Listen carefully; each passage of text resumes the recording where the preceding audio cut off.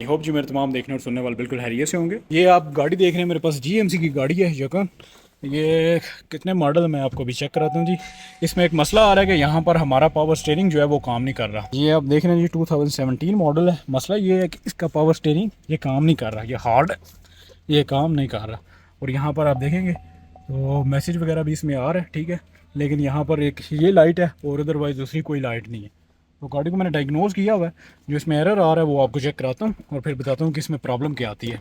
ये आप देखेंगे तो यहाँ पर डिस्प्ले में ये मैंने पावर स्टीयरिंग सिस्टम में इसको डायग्नोज किया हुआ है। तो इसमें एक एरर आ रहा है जी, ये देखें, power steering control module PSCM में ये गाड़ी डायग्नोज है। इसमें एरर देखेंगे C0475 power steering motor circuit slip detected. अब यहाँ पर देख रहे हैं वो कह रहा है कि स्लिप डिटेक्टेड। अब जो मोटर सर्किट है उसमें वो इसका स्लिप डिटेक्टेड बता रहा है।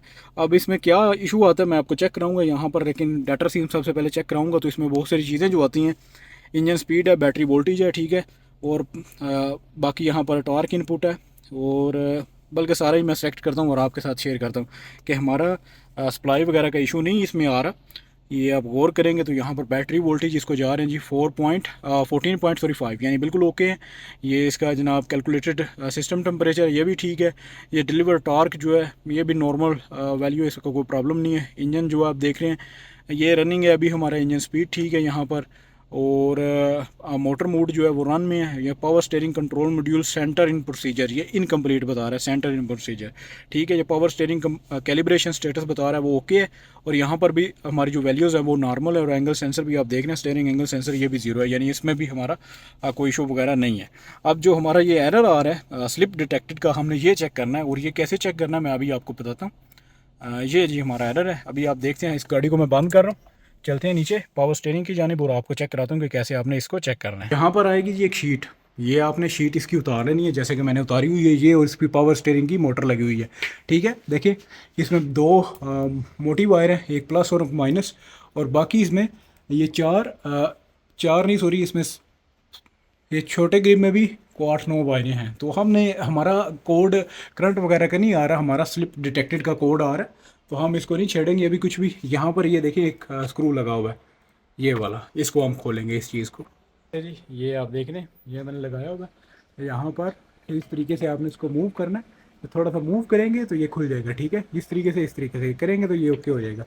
तो ये बाहर आ जाएगा।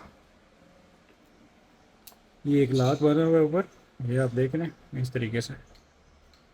तो यहाँ पर देखें जी ये बेल्ट खलास हो गया जी, ख़त्म हो चुका है, ये ख़राब हो चुका है ये बेल्ट अंदर से, ये आप देख रहे हैं